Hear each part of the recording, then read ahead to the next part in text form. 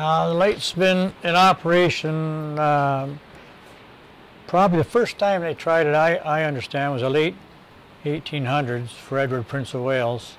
It was a very weak effort, but I guess that was the first time. And then in 1924 they came up here and got serious. They put the first set of good lights up here.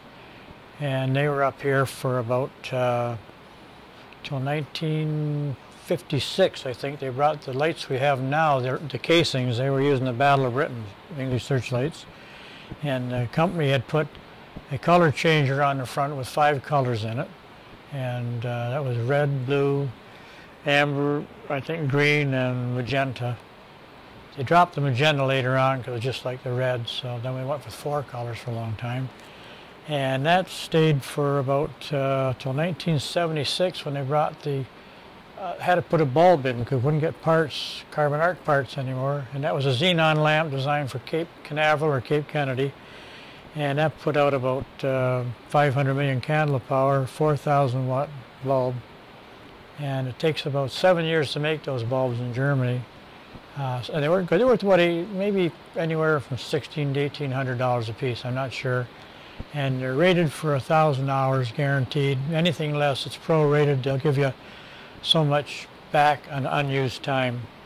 And that's the power source we have now.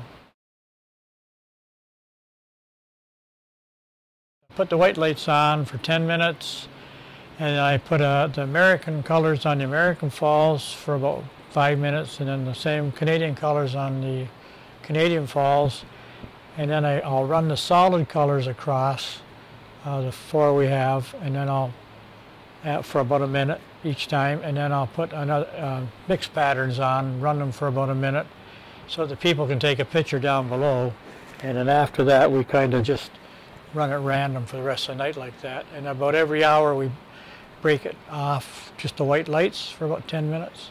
And that seems to be the main procedure we both, Dick Mann, my helper, and I both have.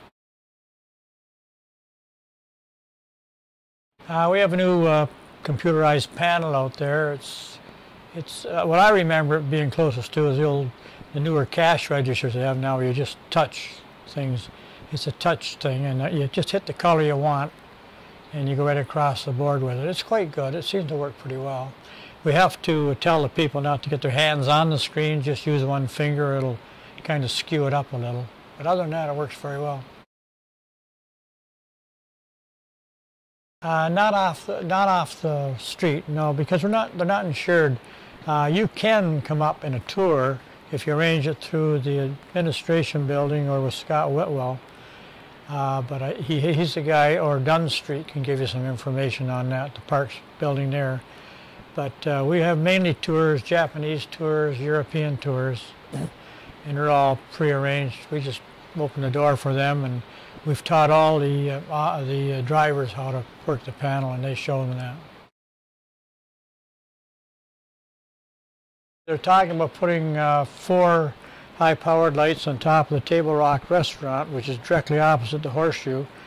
We don't have any lights that go into the middle of the horseshoe, so they just light up the perimeters because of the excessive spray in the middle. The old carbon arc lights had more volume of light, and they would fill it in pretty good.